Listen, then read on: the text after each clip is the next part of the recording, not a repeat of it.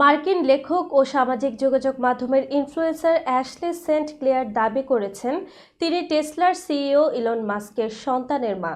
14 ফেব্রুয়ারি শুক্রবার এক্স হ্যান্ডেলে 31 বছর বয়সী অ্যাশলে জানান 5 মাস আগে তিনি একটি শিশুর জন্ম দিয়েছেন এবং সেই শিশুর বাবা ইলন মাস্ক।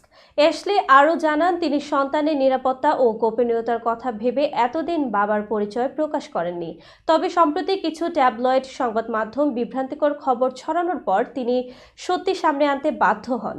তিনি গণমাধ্যমকে অনুরোধ করেন যেন তাদের গোপনীয়তা রক্ষা করা হয় এবং এই বিষয়ে অনুসন্ধানী প্রতিবেদন না প্রকাশ করা হয়। এদিকে ইলন মাস্কের কাছ থেকে এই বিষয়ে কোনো মন্তব্য পাওয়া যায়নি। তিনি নিজের এক পোস্টে শুধুমাত্র হোয়া শব্দটি ব্যবহার করেছেন, যা সাধারণত আশ্চর্যজনক বা মজাদার অনুভূতি প্রকাশ করতে ব্যবহৃত হয়। যদি এই দাবি সত্যি হয় তবে অ্যাশলে ইলন মাস্কের 13তম সন্তানের মা হবেন। এর আগে ইলন মাস্ক 4 বার বিয়ে করেছেন এবং তার আরও একাধিক সন্তানের মা রয়েছেন। Ashley Saint Clair elephants are not birds নামের একটি বই লিখে পরিচিতি পেয়েছেন। এদিকে অ্যাশলের প্রতিবেশীরা জানান এমন তথ্য শুনে তারা অবাক হননি, বরং এটি প্রত্যাশিত ছিল।